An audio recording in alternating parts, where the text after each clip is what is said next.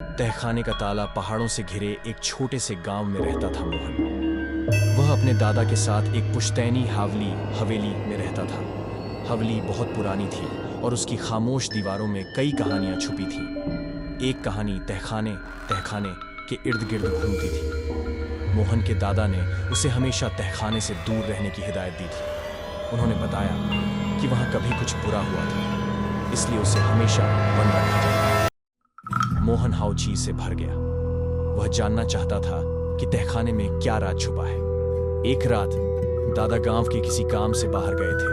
मोहन को मौका मिल गया। उसने जंग लगे ताले को तोड़ने की कोशिश की। काफी मशक्कत के बाद ताला टूट गया।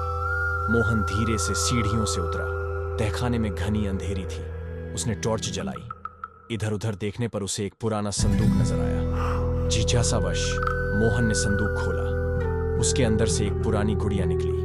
गुड़िया की आंखें काली थीं और उसके चेहरे पर एक भयानक मुस्कान थी। अचानक हवा में एक ठंडी सी लहर दौड़ी और टॉर्च की रोशनी बुझ गई। मोहन घबरा गया। उसे कुछ कानों में फुसफुसाते हुए सुनाई दिया। आवाज कह रही थी, गुड़िया वापस रखो। डर के मारे मोहन चीखने लगा। वह संदूक पटक कर भागने लगा। सीढ़ियां चढ़ते समय उसका पैर फिसल गया और वह नीचे गिर पड़ा। तभी उसे लगा किसी ने उसका हाथ पकड़ लिया है। मोहन ने जोर लगाकर अपना हाथ छुड़ाया और ऊपर की तरफ भागने लगा।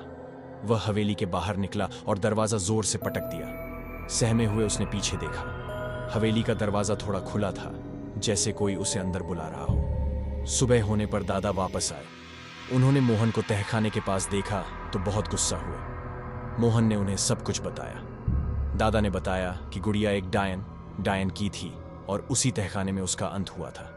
मोहन ने अपनी गलती का एहसास किया।